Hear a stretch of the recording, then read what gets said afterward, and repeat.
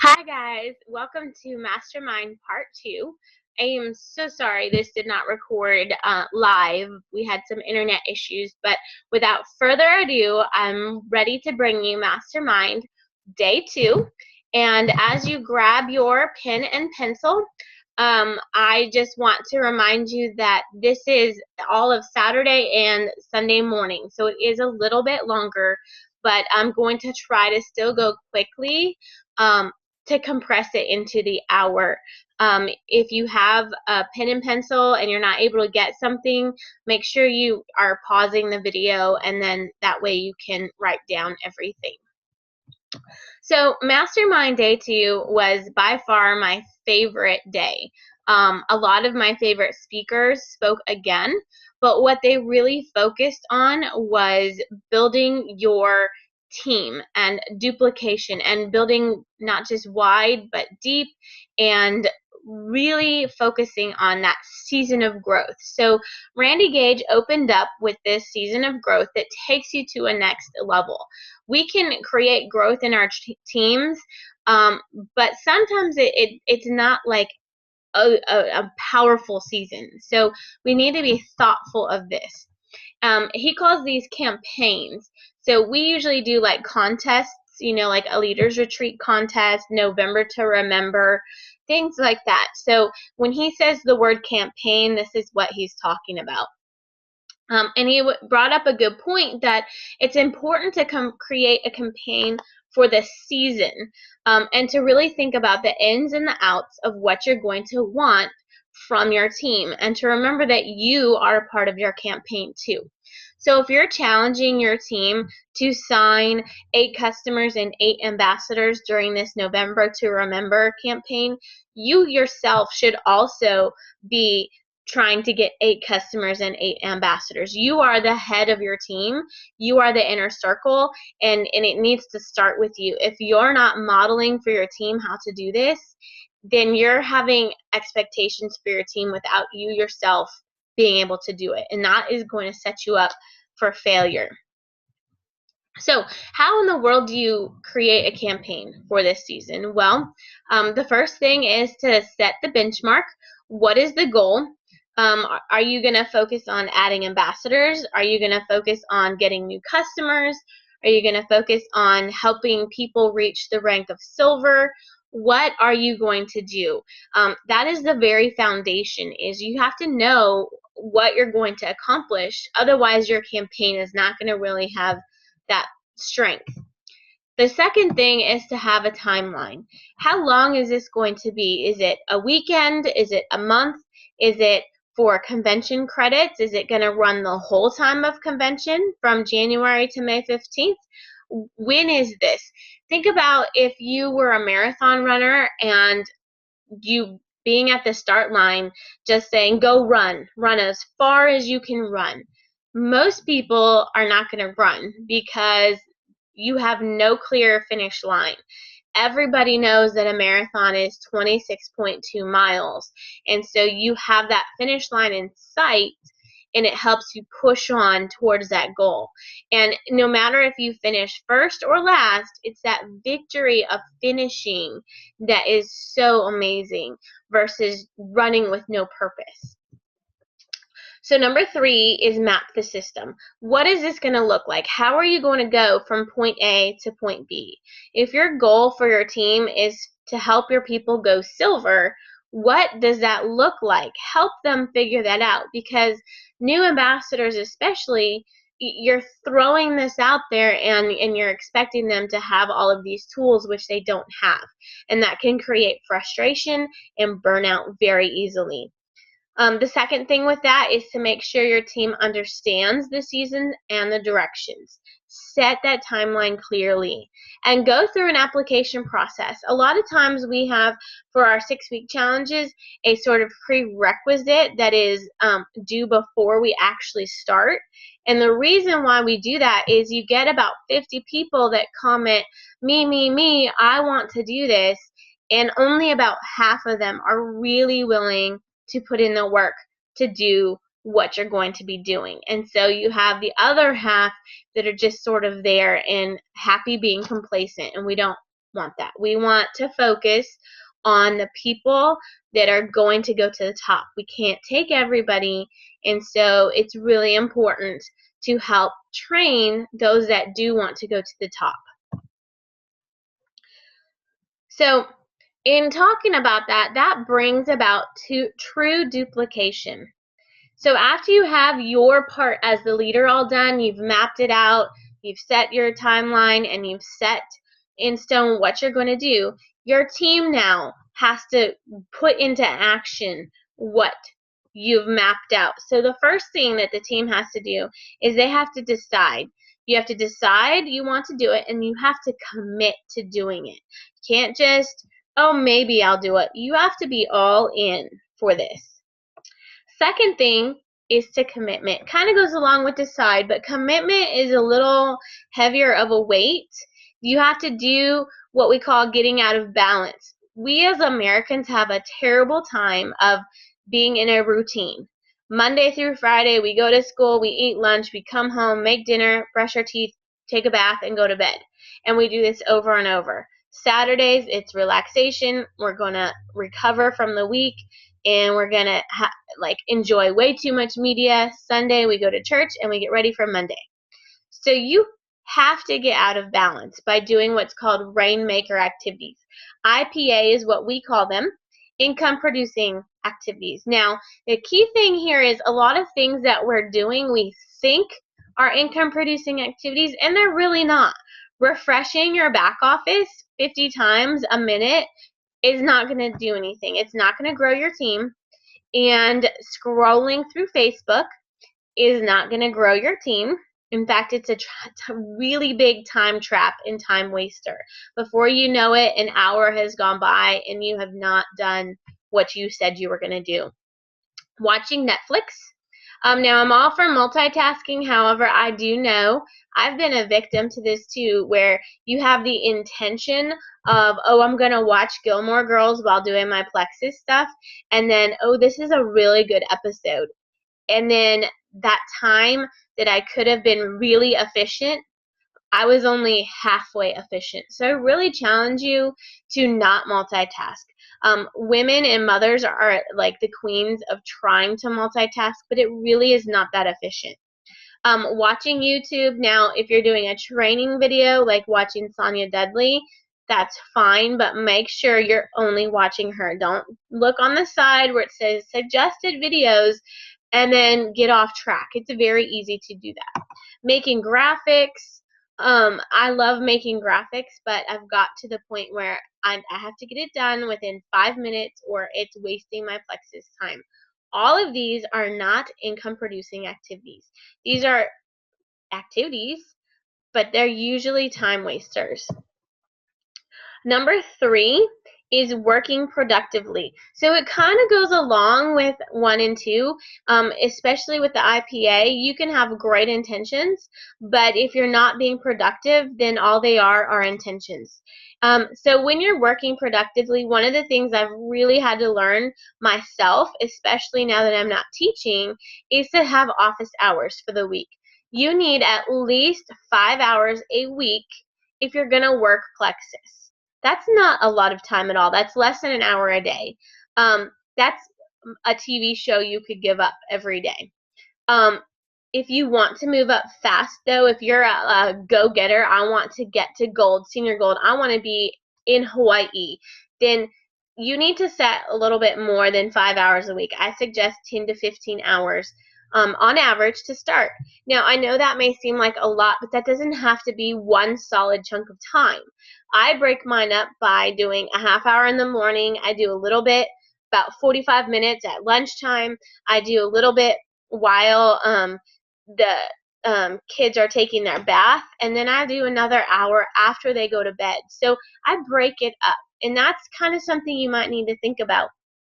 Create a log and a structure to guide what this looks like. If you go in saying, I'm going to spend 3 hours a day on my Plexus business, but you have no idea what you're going to do during those 3 hours, you're going to be kind of lost, you're not going to be productive, and you're going to be very easily sidetracked. And you need to also decide when your 3 hours will be. Are they going to be all at once?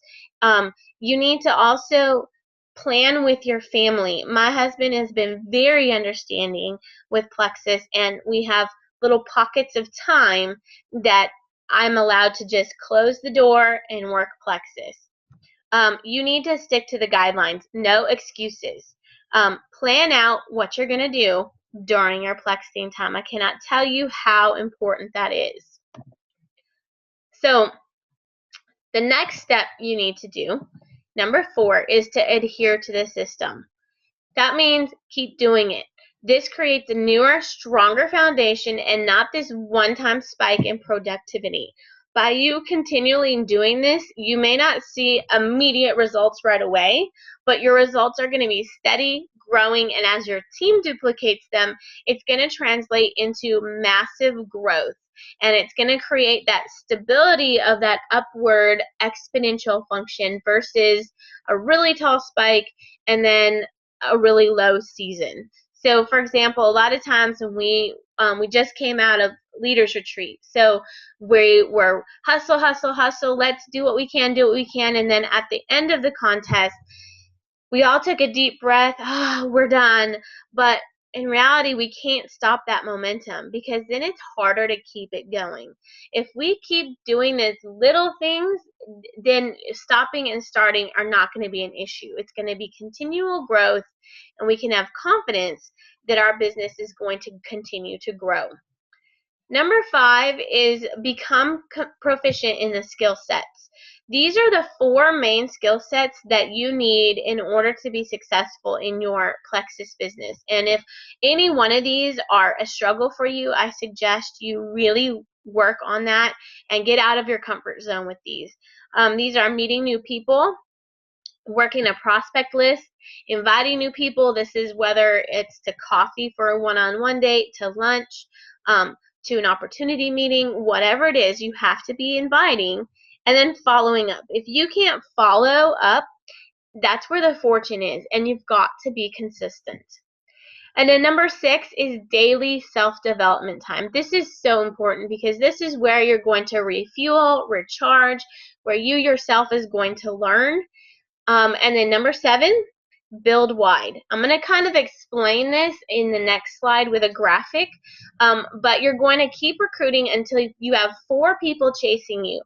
That doesn't mean just sign 4 people because we all know not everybody you sign is in it for the long haul. So for example, my personal self, not my husband, but my personal self, I have my level 1s that are chasing me are, I have Janelle, who is Emerald.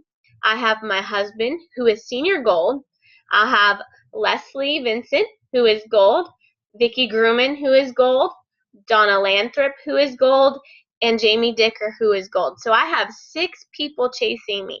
What that does is that builds a really nice wide foundation. It may not cause fast growth, but it gives you security that these solid pillars are not going anywhere. And then you continue to duplicate, they're going to do it. So your foundation gets wider and stronger. But doing this creates momentum because as those strong pillars continue to rank up, your team is going to go deep. So this is where number 8 ties in, drive depth. This depth is going to be what gives you security for the long haul. It's going to cause the momentum for you to rank up. So you're going to keep going. So for example, I said Janelle, my Emerald, she's my level 1. That certain leg or that pillar of team, I have level 14s. I probably have deeper, but I can't see past that on that team. They're not always going to be my level 14. People have fallen out here and there, and so they're going to compress up. But that's why you want to really drive the depth. And so once you keep doing that, it's important, though, too, to counsel, because bouncing off ideas with your upline or downline and just checking in is vital to your business and to not being frustrated. I check in with my direct upline, Kim, almost every day. I check in, how's it going? She checks in with me. She and I are running mates. She's my iron sharpens iron person. And then I do the same with my downline. I try to have lunch once a month with the people that are local.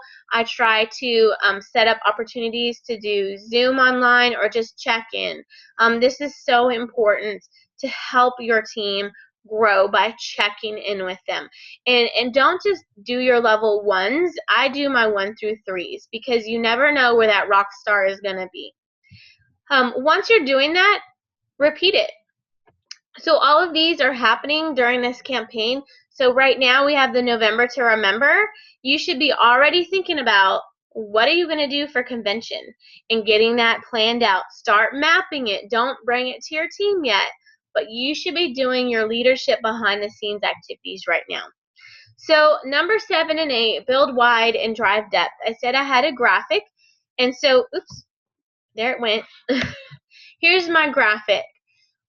Here is you, and what this model means is you sign this green circle right here, and you're going to run these campaign things of training and all of that all the way down this leg right here. Okay, the reason why you do this is you're going to focus on this direct line. Now notice I said direct line. You're going to pick one direct line to do this. And as you're doing this, this level 1 that you are pouring into now can focus her energies or his energies on this direct line right here, and it's going to be duplicatable.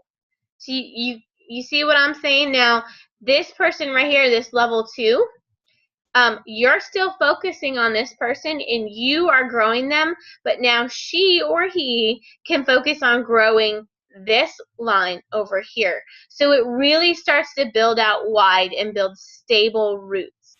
You're going to do the same thing over here on this line. You're not going to just choose one person. You're going to start probably with your 3 strongest legs. If you don't have 3 yet, start with your first strongest leg. Even if you have a team of 1, work on that one person because this is going to cause that momentum. And you're going to continue to do this, and they're going to continue to do this, and it's duplication at its finest. And that is going to cause the huge momentum in your team. So after Randy Gage, Chris Brady stepped up, and he had a lot to tie in with what Randy said, but also tied in a lot of mathematical concepts, and so I really connected with him. Because he was saying how we are really quick to judge that the money is only at the top. And a lot of times this becomes an excuse that, well, only the diamonds make the good money. But what's the difference between the NFL and network marketing? Because in the NFL, the money is only at the top there. But in reality, if you think about it, if your kid plays football, like I'm talking like 5, 6-year-old kid, do they pay your kid to play football? Probably not. Usually you are paying for your kid to learn to train. It's an investment you are making in the hopes to sharpen their skills to move them to the next level. And you're probably going to continue to pay until they get to college. Hopefully they'll get a scholarship for that, so your hard work is going to pay off. If they continue to play, then it'll pay off even more, and they'll go to the NFL. And that's where you start to see the return on your investment. So the only difference between the NFL and network marketing, though, is that anybody can do network marketing. And a lot of times when you're that very beginning, that very first stages of network marketing, you are still being paid. That is the difference. You may not be paid what a diamond would be paid, but you have not invested as much time, or you have not received the skill sets yet, but it is coming as long as you are consistent.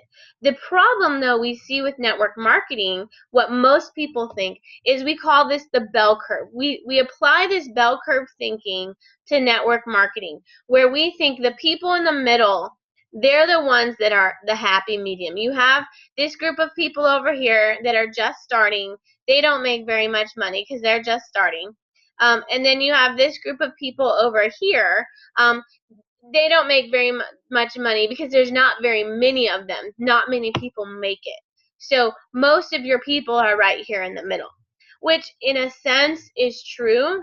But the problem with this theology is that it's not just the people in the middle that are making money. It's these people over here that are just starting their business. And so a better curve or a better fit is what's called a power curve. This is a trigonometric function. I taught trigonometry when I was a full-time teacher at Legacy, and this curve represents so many life applications. So you really do use math in the real world. But let's take a look at actors, okay? Now, 1/3 of people that call themselves professional actors make little money. About 1/3 of new ambassadors probably don't make significant amount of money, but that's okay. They're still making money. Whereas these people over here in our bell curve weren't making any money. The next third, the second third of people, they're making about $1,000 a year, which is still not a lot, but you're still making money. Now, the difference between these two curves is you have the average right here at the highest point of the curve. In a power curve, the average is actually far into that very top third percentile. The reason why that is because you do have so few people that go to the top. Notice there's no boundary up here. The sky is the limit. You can go as high as you want. So why aren't there more people over here in this average income if it's so awesome and fine and dandy? The reason is because it takes sacrifice to build your business. This is not chance. This is not like the NFL where you have to have a certain degree of good genetics, coordination, and finances. Whereas in network marketing, anybody can do it, but it is going to take sacrifice. We talked about those office hours. That's a part of sacrifice. On our last video, we talked about having short-term denials for long-term success. What are you willing to give up momentarily to put yourself way over here on this power curve? You cannot apply this bell curve thought in our power curve world. Think about the world around us. Almost every job has this power curve. CEO, presidents of companies, power curve. Anything has a power curve model. So what do? Well, we have to decide not to quit. Why is this curve a model? It's because people quit way down here in this 1/3 percentile. There's a lot of people. This x-axis represents the amount of people. The y-axis represents the income. Notice we're way far out here. There's a lot of people out here, but a lot of people quit because it's too hard. They can't make this momentary sacrifice for the long-term gain.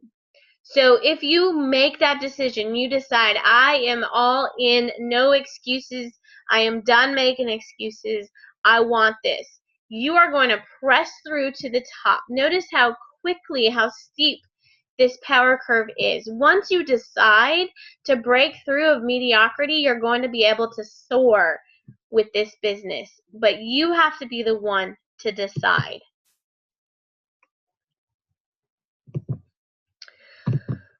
So, where does that leave us? It leaves us with the fact that our products work. People who are content with a happy middle, that bell curve thinking, should be our customers, not ambassadors. Not every person is going to be your ambassador, and that is okay.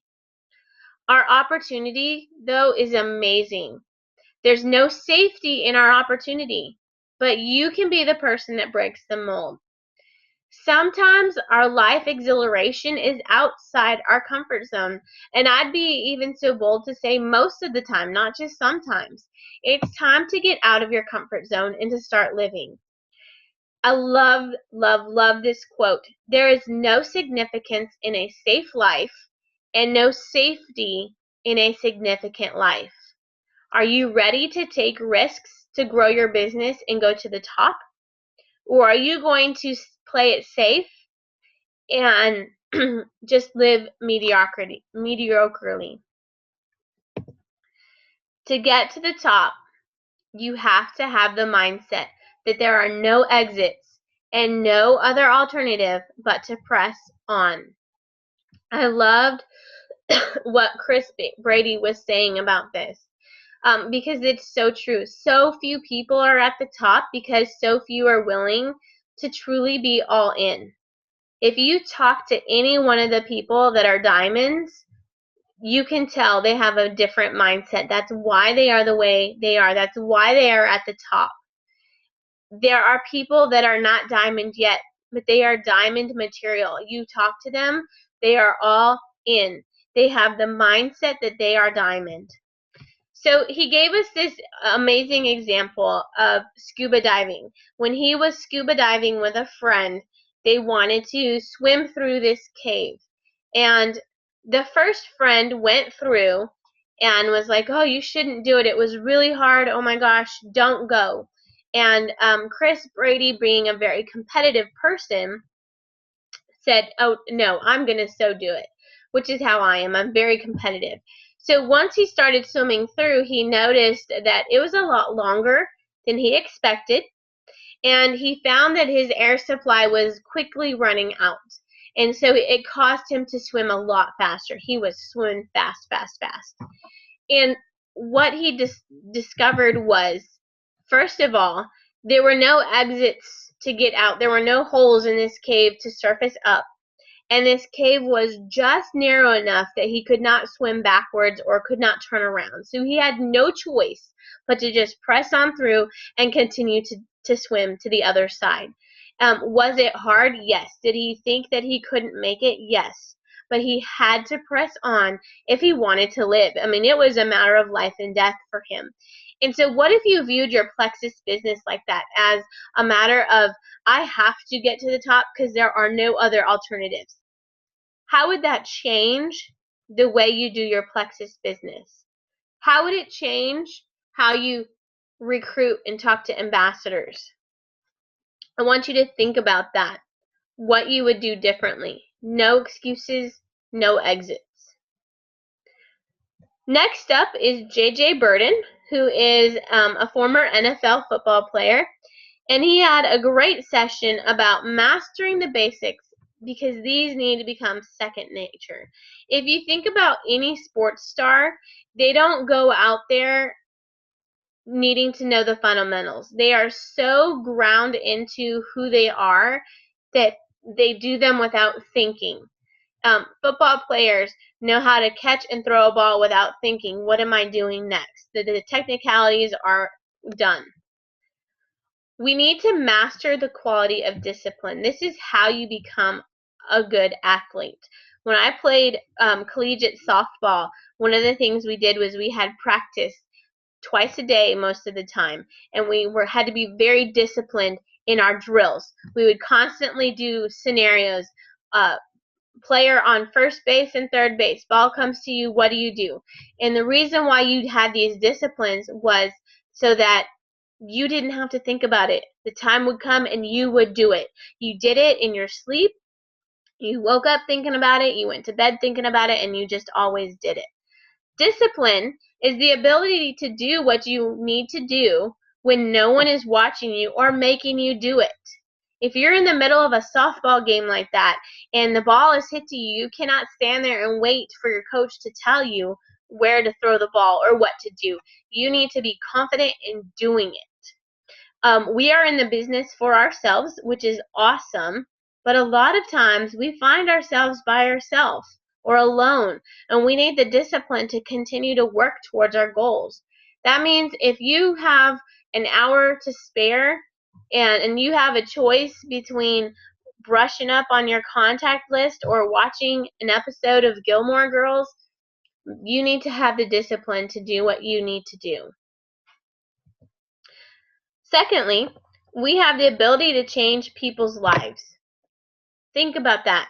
We are changing people's finances, people's health, people's wellness. People are living longer because of what we do. Dads are coming home to spend time with their families because of what we do. So why are we not acting like it is important?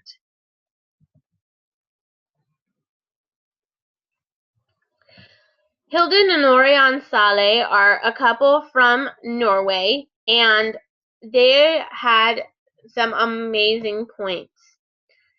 He talked about leadership a lot. Well, she spoke first, and she said, leaders see and solve problems before others know that they exist. You need to continually be scanning the horizon to see potential problems and address those or fix them before they become a problem or an issue for your team. We have so many leaders who are leaders. Those are in quotes. Maybe they've reached the rank of gold, but they're not accepting the responsibility of leadership. If you have one person on your team, you are a leader. You have a responsibility to lead that person. You cannot rely on your upline. You are in charge of your journey. It is not your upline's responsibility, and it is not your downline's responsibility. It is you. If you want to go to the top and make the rank of diamond, you need to map that out. There are seeds of greatness in every one of you, but we need to water it and it provide an atmosphere of growth and energy. So sit down with your downline sometime this next week or 2 weeks and strategize and encourage them. You will need to live out the principles that you are teaching. If you're teaching your team one thing and you're doing something else, your team is not going to be growing. If you're posting about being at convention and you've never been, you need to change that. They will see right through you. Every day, there is someone who decides network marketing is going to take them to their future. Have you made that decision yet? Have you decided this is going to be the vehicle that's going to get me to those huge dreams? Or are you still way back here saying, well, I don't know? You can choose the time that might lift you to the next level. You can be the one that decides to take the lead and be the leader of your dreams. What we do matters. Do you realize that? So, they were talking about being great. The secret to bringing out the best in others is to expect greatness in your team. I love to constantly remind people of that because a lot of times we forget. We live in a world that tells us we are nothing. So, example that Orion gave was, and this was a video surfacing around Facebook for a while, was this guy who was blind and he rides a bike. And I don't say that to be funny, but it was a true story. He has learned echolocation to be fully independent and to ride a bike around town. So if he can do this and he can live in a world that is for the people that can see, what is holding you back? Have you adapted to your challenges, or are you going to let your challenges hinder you and stop you? People too often get enslaved with other people's thoughts about them. You can't do this. You're not going to do anything with this. For me, that drives me on. I had a lot of friends when I signed up that said, yeah, right, you're not going to make it to the top. And I told them, watch me. I'm going to the top with or without you. So don't expect just amazing results. Expect continuous activity until you get amazing results. What that means is don't come in with the mindset of, oh, I'm going to be emerald. That's great, but how are you going to do that? You've got to do these continuous activity to get you to emerald, to get you to diamond. You're not going to wake up overnight at these ranks, but you've got to do something to get yourself there. It takes a choice to expect. Teach and train your teams until they can do it on their own. And of course, sometimes people forget their own greatness. So sometimes remind your team how they're doing. Encourage them. So Justin Harrison had this awesome quote. I'm sure you've seen it. Believe in yourself. And you can see the B and the U are in red because believing in yourself, you need to be you. And he gave us some awesome tips to really encourage ourselves. When we think of to be determined, if you rearrange it, it is a mind not to be deterred, not to be distracted. No excuses. You have your laser focus. What are you going to do? You want to look for the cause and the effect in your plexus business. Why are you not going anywhere? Look in the mirror. It all starts with you, your inner circle. So, what is the most ingredient in your plexus business? It's this right here, this little red letters, you. You are the most important ingredient. You don't need to wait to sign a rock star. It's not up to them to carry you. It's up to you to help cultivate an atmosphere to teach and train your ambassadors to become rock stars.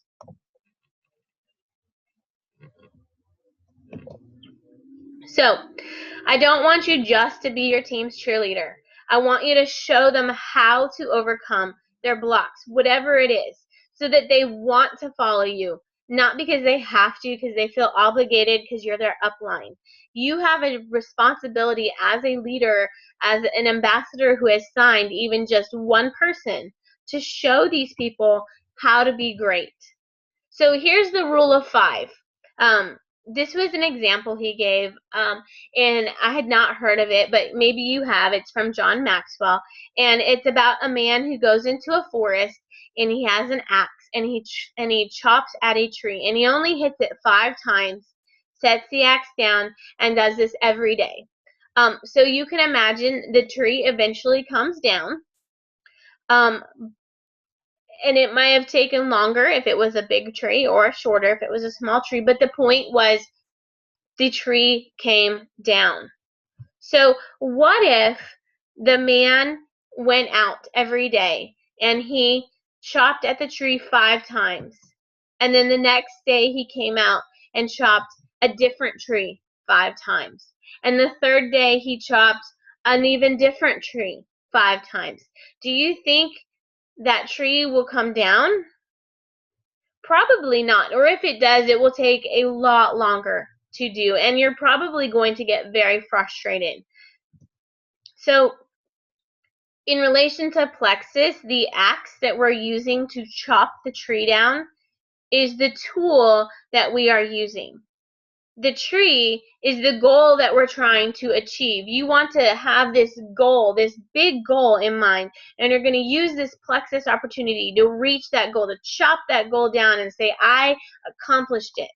But if we're going out every day and chopping at different goals, we're attacking different goals with no clear path in mind to do one at a time, all that we're going to end up with is a scarred forest. You're going to have all of these goals that were sort of met, but none of them were actually met.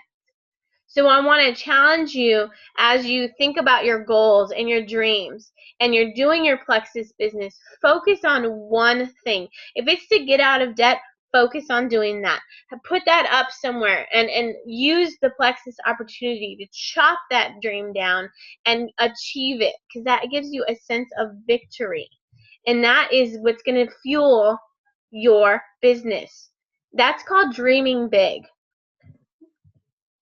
One of the tools Justin Harrison gave, you may have heard it before, is 531.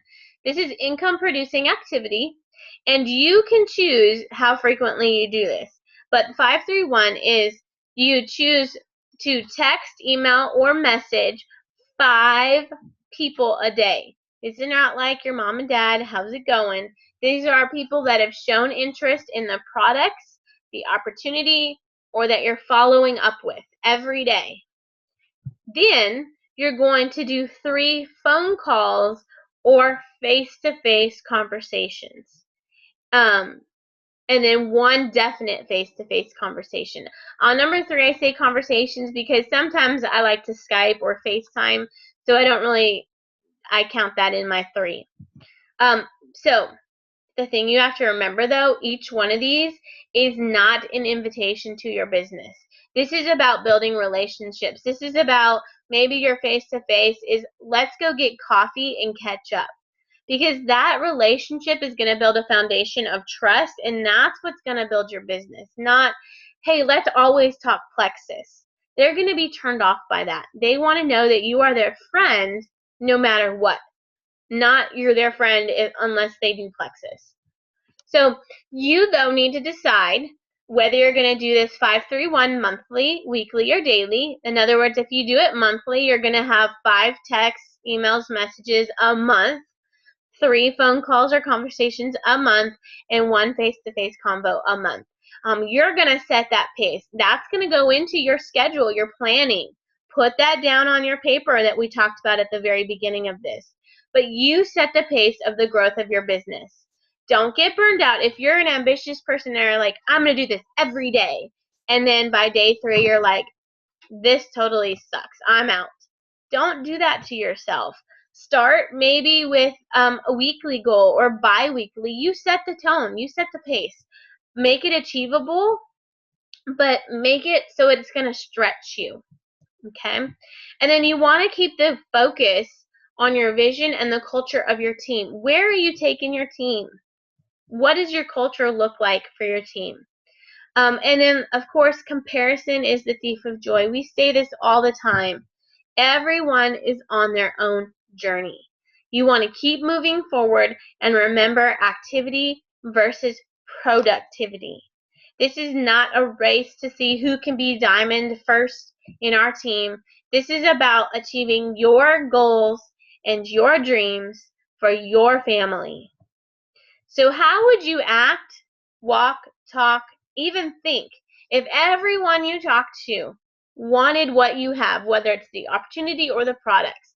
I bet you would walk in and talk with a lot more confidence because you knew that they wanted what you had versus maybe being a little skeptical, maybe thinking that they're going to reject you. Our job, though, is to awaken the possibility in these other people because some people want what we have, they just don't know it yet. So that's why these relationships are so important because you need to awaken that in these people. Art Jonak talked about personal development and how it moves your people, your ambassadors, up the scale over time. In other words, it develops them personally over time. This is not overnight. The world is a bigger place than you imagined, so you need to take a look at your goals and stop thinking small, stop dreaming small, start dreaming huge. Jason and I have a huge dream to fund our children's department as they're building it. That's a huge dream, but I know that God is going to make that happen because He is bigger than I can ever imagine. You need to develop the person within you by reading or listening to leadership books. I say listening because if you have not downloaded the Audible app onto your phone or computer, I don't personally have time to just sit down and read a couple chapters, but I do have time in the car. I can put on a CD for the kids and I can put in an earphone in my ear and listen to a leadership book. Attend trainings. Super Saturday is one that's coming up. Convention coming up. These are trainings put on for you by corporate to grow your business. If you're not committing to going to these, you're not committing to grow your business, period. Challenge and encourage yourself to sign people that will drive you to a higher level. Sign a rock star. Find that person, that dream person that would challenge you to really put your own butt in gear over this. Okay, so CYTYCP actually is an acronym for So You Think You Can Present.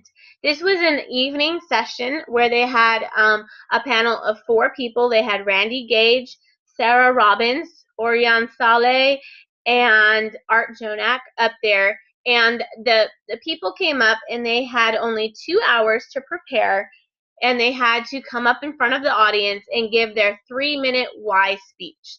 And during these 3 minutes, that's all they could have. If they went longer, they were critiqued on that.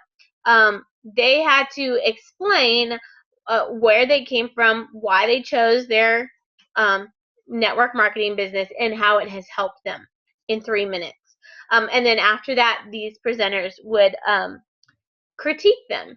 And if you think you have a great why story right now, I encourage you to write it out and then look at it through the eyes of these few slides, because this has really enlightened how we present something. So the first thing to remember as you're writing out your why story, or you're mentally preparing it, why you chose this opportunity, the only thing that matters about your story is how it relates to your audience. Your audience most of the time does not know you, so you need to help them relate to you. You need to be ready to give your 3-minute elevator speech at any time. This should be something that you should have practiced, and it should be no longer than 3 minutes. I've been at opportunity meetings where the speakers have had 3 minutes to give their testimony, and they give 30 minutes. So imagine if every person did that during your opportunity meeting. Your meeting would be 5 hours long. And nothing is more of a turnoff than somebody that talks longer than they are allotted. So make sure you get your story concise, down to 3 minutes. We don't need rabbit trails all over, because those are distractions. You need to concentrate on a strong opening to grab your audience. Did you know you only have about 15 seconds before your audience starts mentally checking out? That first statement is the most important part of your testimonial. So make it count. So for example, somebody ended with this, and it was amazing to hear it brought up at the beginning. Can you imagine being in an opportunity meeting and somebody starting out with, "I just needed one chance. I'm here to speak to an audience who only needs a chance." They're going to be thinking, a chance for what? What happened? And they're going to be more apt to be listening to the person presenting. Do not overhype the opportunity. I have this all in caps because it happens more and more, where you're out to eat with an emerald, sapphire, or a diamond, and you're talking only about how they went to Hawaii, how they have the Lexus, how the money they make. These are great things, but you don't want to set up these overly high expectations for somebody, because they're going to have on their radar big red flag that goes up and says, that is a scam. That is nice for them, but it's not great for everybody. Don't overhype the opportunity. You want to start with the emotion of your story. What drives you in this business? Stay within your time limit. We kind of talked about that. What if everyone after you also went over their 3 minutes? And then you always want to end with a question, because it's inviting to your audience. You're allowing them to be responsive to your testimonial. So tonight I want to know, who wants to change their life? Are you one of these people? That is inviting to them to answer yes or no. By answering yes, they're more apt to follow up with you, to take advantage of the opportunity that you're presenting. And then eliminate "to be honest with you" from your speech. Some of you say this and you don't realize you're saying it, but what that does is it tells your audience that everything else you have said, you were not honest with them. So don't say, "and to be honest with you, this happened," or "and to be honest with you, I really enjoyed." Don't say that at all. Some of you may need to record yourself and then listen to it, because you don't realize you're saying that.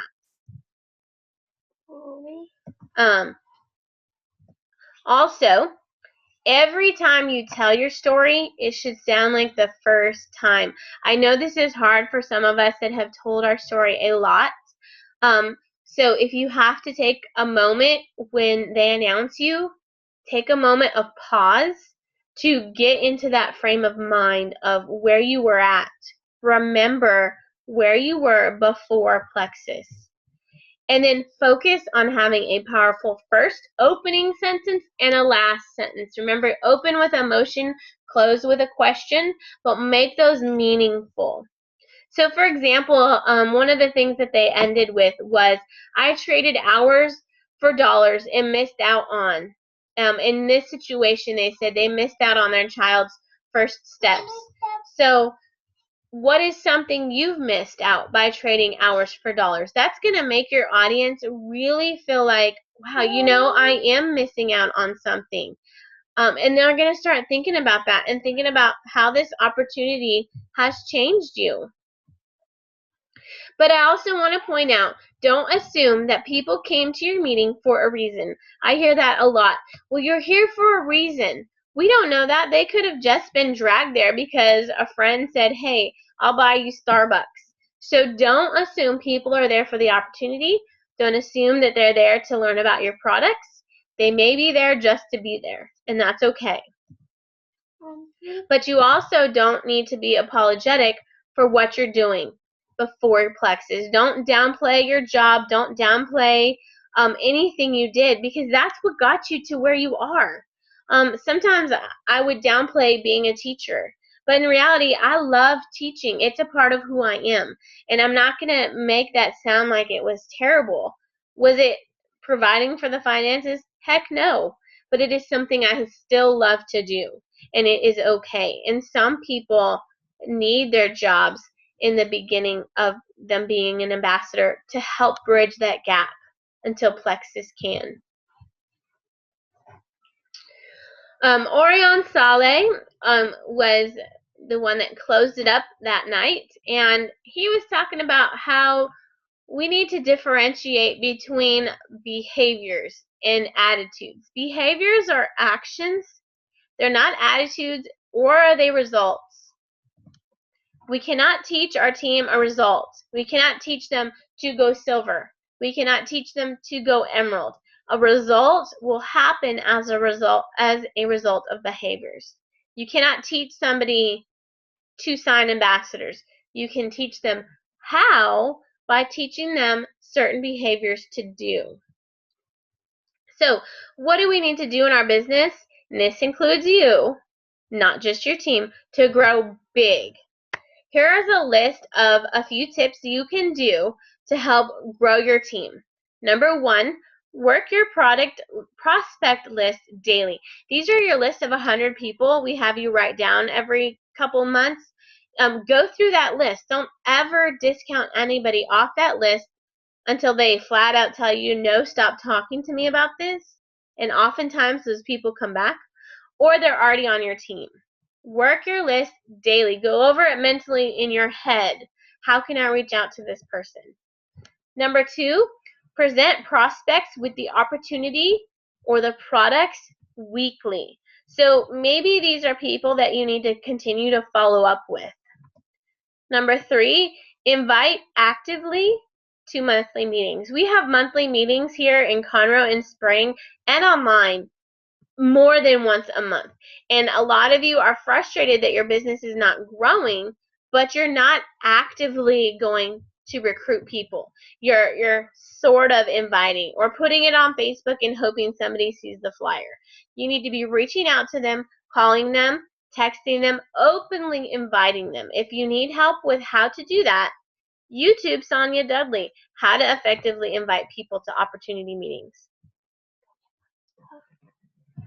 Number 4, read a self-development book. Now, this could also be on Audible. Remember, I mentioned about listening to a development book, but go look up one of those books and just dedicate to reading it.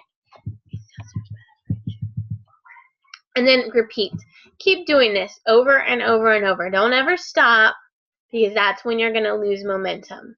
This is not something hard, it's just something you have to dedicate and commit to doing. Doing these will bring an explosive place in your business, but you have to train your teams and you have to lead by example. So don't be telling your teams to do all this and then you're secretly off watching Netflix and eating chocolate covered pretzels. You have to also be doing this. So are you in?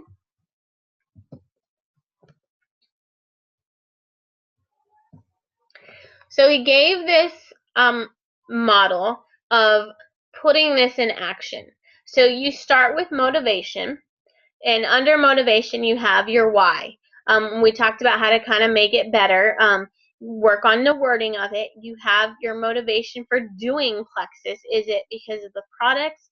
Is it because of the financial, where you were, where it could take you? What is the vision for your business? If you don't have a vision, you need to go back and look at that and write down a vision. Pray about where you're going with this. And then what is driving you forward? What is keeping you from being complacent? Once you have motivation, that's great. But in order to have explosive growth, you need to multiply that by ability. With ability, this is where if you don't have the desired behavior, start with your abilities. What do you know how to do? Direct selling is promoting your personal development. We don't just go out there and sell. We share because we're making people's lives better. We don't sell, we share. I just said that. And then get some customers. If you have no customers, go get some. Okay, even doing this for over 2 years now, I had somebody randomly join as a customer 2 weeks ago that I have been talking to for 2 years. She's watched me post. Continue to grow your customer base. And then those two are great, but it really has to be coupled with the last thing, your trigger. The trigger is you create an internal environment that is going to provide success within your team. You need to have expectations, not just from your downline, but from your upline. Talk with your upline and talk about what do they expect you to do, and really connect with them. All right, if they're not an active upline, maybe get with the person above them. Make sure you're clear on these expectations. And then this is so, so important. Overcome the noise of disbelief. Hook up with mentors. If you don't have one, get one. It doesn't have to be someone on the same team. Just get somebody that is going to help you grow your business. And then, of course, keep learning and pushing forward. Don't just stop because you've reached a certain rank. There are so many people that reach Emerald and just grow complacent because they're happy there. That's when your business is going to stop growing. So to get these results we want, we need to have the training available for people to get the behaviors they need to earn that big income and achieve their dreams. So when is training available? Super Saturday, convention. There's trainings we have on our own teams, leadership trainings that all of us do. The 6-week challenges, these are opportunities for you to get trained to grow your team. If you're not taking advantage of these opportunities, you cannot expect your team to grow, period.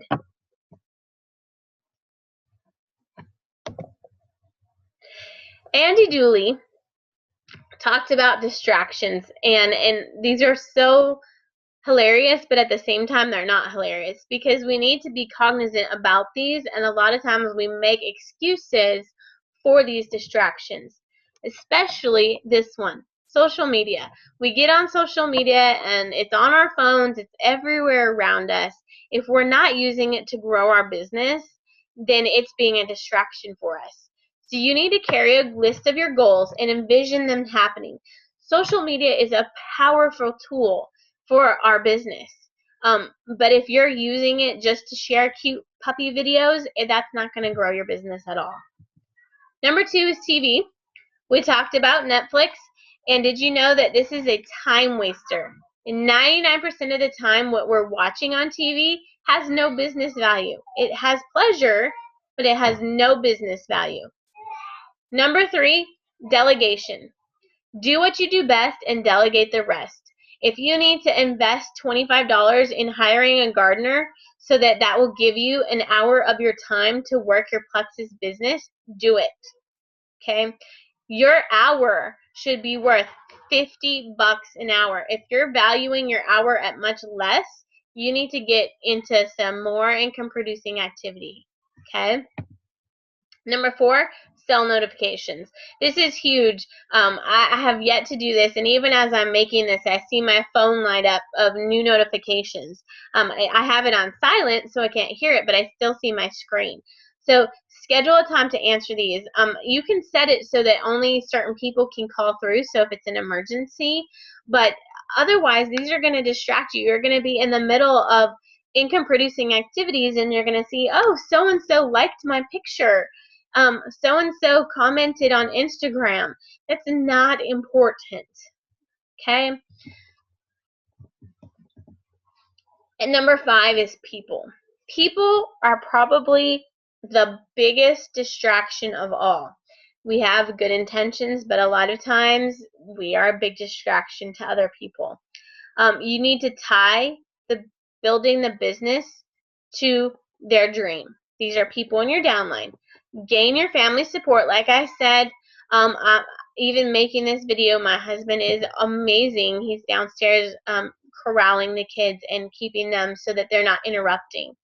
The ears are the testers of your lips and the gateway to your mind. Who are you hanging around with? If you're hanging around with people who just continually complain about other people, I've been around diamonds who they complain about every little thing in Plexus, and don't hang around that. Love your family, but choose your business associates. Okay?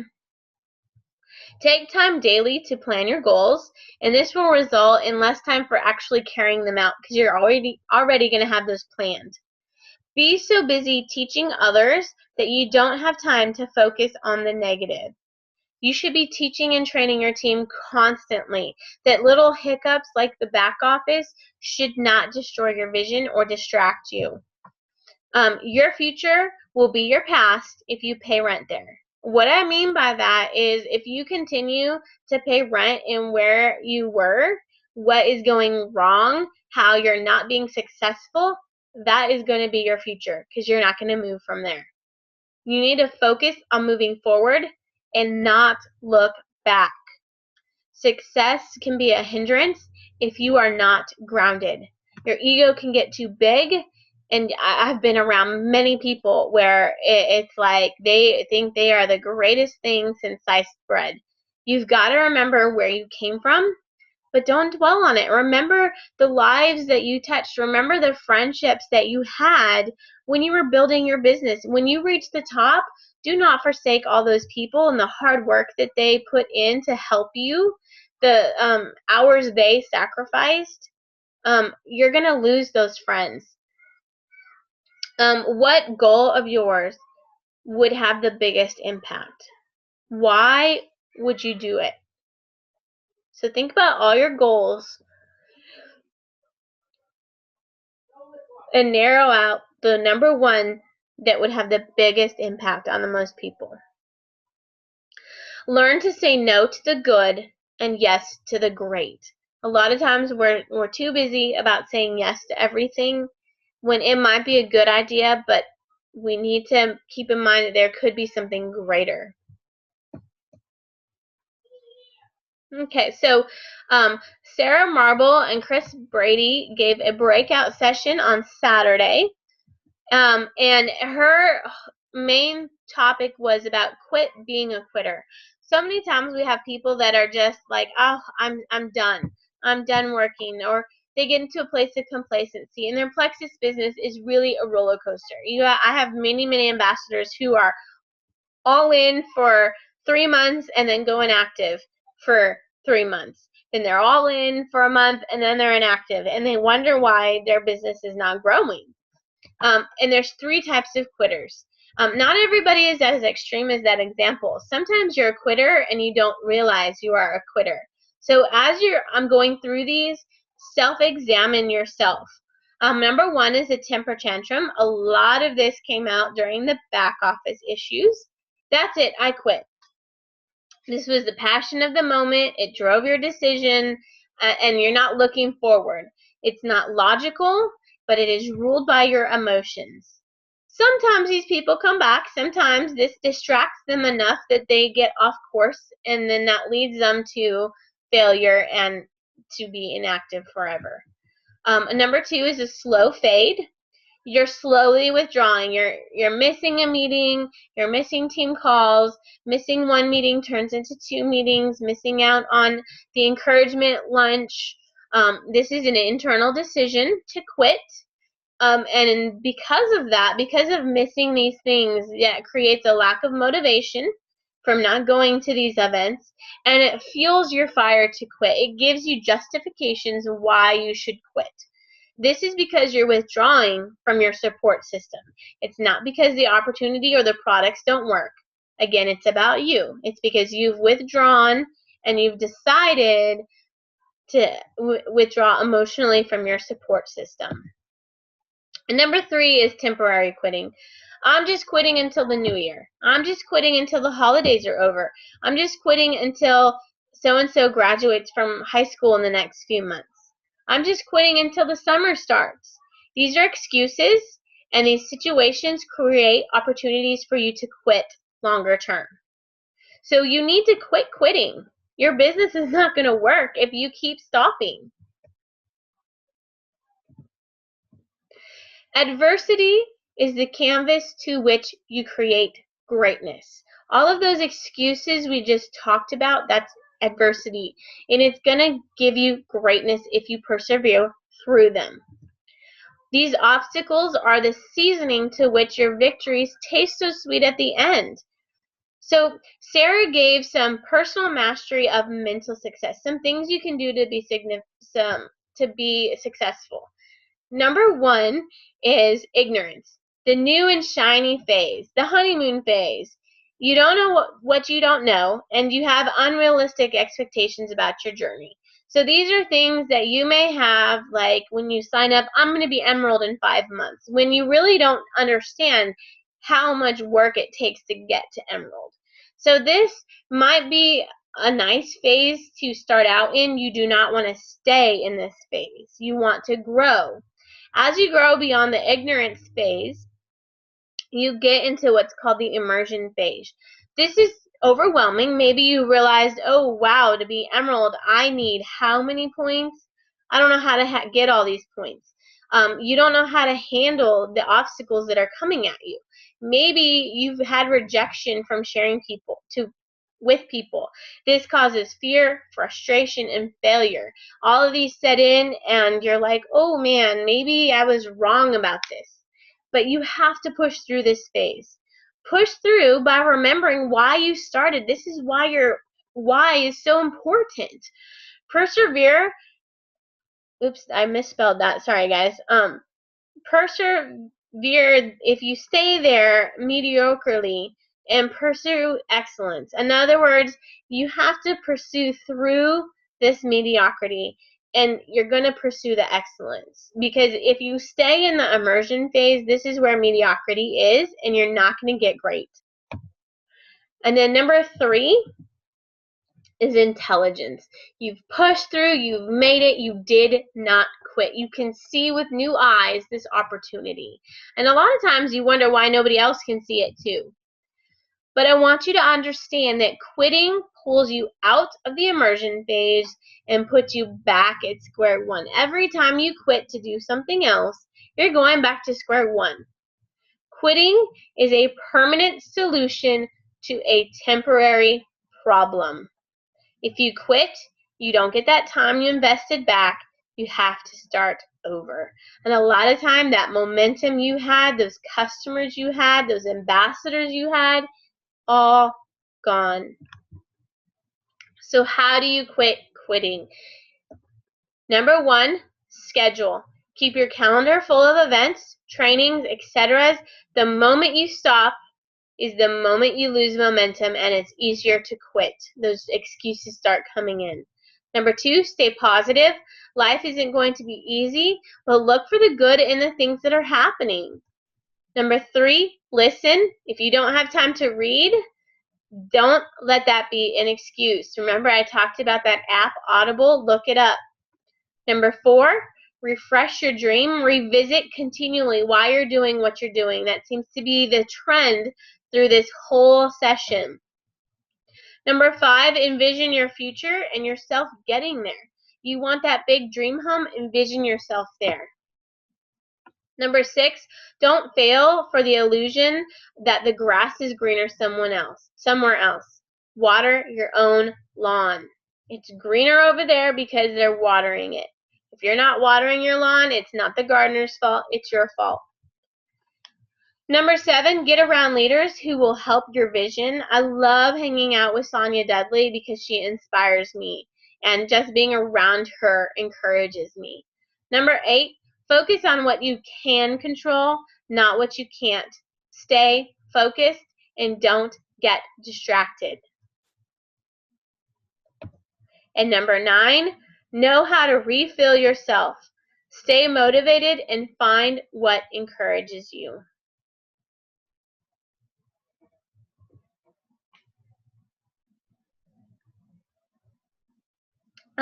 Sarah Robbins was the last speaker, and I absolutely love her story. I love where she came from. I love why she does what she does. So she had some just absolutely amazing tips. No matter what, figure out how to get to that goal. No matter what you're doing, figure it out. With great success, you need to know that there's great challenges and failures. She's probably one of the most well-known network marketing speakers, and she was very open about the fact that it did not come easy. It caused challenge and failures, but by persevering through that is why she is who she is today. You need to respond with integrity, love, and grace. Your responsibility is your ability to respond. Think about that. Don't camp out in complacency. Face your fears with faith. When you're camping out in complacency, that's where the fire is going to grow dim and that quitting and excuses are going to set in. You need to continue to persevere to see your why in action. We keep talking about visualizing it, and it's so important. You have a promise for your life. Has pressure made you want to quit? It's okay. The challenges change us. They can change us for the better, or we can allow them to change us for the worse, but they will change us. So here's an example she gave. She talked about Moses and how they were led out of Egypt into the desert. And why were they led there? Why were the plagues brought upon Israel? And God allowed problems to provide pressure to promote the people to the promised land. If there were no problems in the desert, they would have just stayed there. It wasn't easy in the desert, but God had to provide these problems and pressure, or they would not have moved from Egypt. Even though their life was hard, it was what they knew. It was comfort to know I'm still going to get food every day. I'm still going to have somewhere to go. It's familiar. It's so easy for us to go back to the familiar than to lead on into what's unknown territory. Even though they knew what was to come, this promised land, this land flowing of milk and honey, at times they had temporary amnesia. They forgot about that and wanted to return to Egypt because it was hard. It was hard in the desert. But God had to provide these pressures to promote greatness. So think about these pressures you've encountered along your plexus progress. These are there to help you persevere, not to get you to go back to what you know. You know what life was like before. Don't go back to it. Be clear on your purpose and don't wander in the wilderness. You can always go back to know what you know and where you came from. But if you think about it, was it really easier? I know for myself, I always think about, what if Kim had not given me that decision pack in the workroom? What would my life be like? I certainly would not be staying at home with my kids. My husband certainly would not be home today on a Saturday, and it drives me forward. When you quit, you are quitting on other people's dreams and destinies. You are their leader. If you quit, you're not leading them. You're quitting on them, not just yourself. It has a ripple effect. I want you to think about yourself. Would you be Plexus's first draft pick? If they wanted to pick the #1 ambassador, would that be you? If not, why wouldn't it? What can you change to make yourself the #1 pick? And as your income grows, so does the impact you will be able to have on the world around you. Do not think small, think huge.